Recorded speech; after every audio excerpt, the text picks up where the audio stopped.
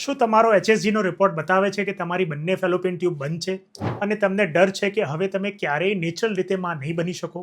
તો weight, operation કરાવતા પહેલા આ વિડીયો ધ્યાનથી જુઓ. ફેલોપિયન ટ્યુબ એટલે કે ગર્ભની એ જગ્યા જ્યાં એગ્સ અને સ્પર્મ સાથે મળે છે અને ફર્ટિલાઇઝ થાય છે. જ્યારે આ રસ્તો બંધ થાય ત્યારે પ્રેગ્નન્સી નેચરલ રીતે રહેવી અશક્ય બની જાય છે. હું સમજુ છું કે આ ડાયગ્નોસિસ પછી તમને કેટલું સ્ટ્રેસ થાય છે.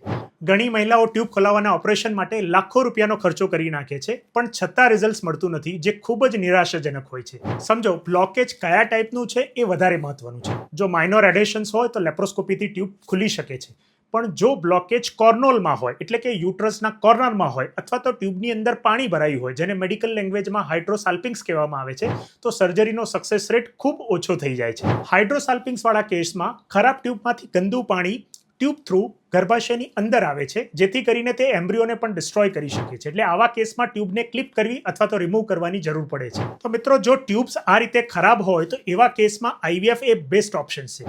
IVFમાં અમે ટ્યુબ્સની જરૂર જ પડતી નથી. અમે ડાયરેક્ટલી ઓવરીમાંથી એગ્સ લઈ એમ્બ્રિયોઝ બનાવી અને યુટ્રસની અંદર આપણે ટ્રાન્સફર કરીએ છીએ. ખોટા ઘરેલું નુસ્ખા કે મસાજથી ટ્યુબ ખુલતી નથી. એટલે મેડિકલ સાયન્સ પર ભરોસો રાખો અને સમય ના બગાડો. જો મિત્રો રીલ ગમી હોય તો લાઇક, શેર, સબસ્ક્રાઇબ કરો, ફોલો કરો. Thank you.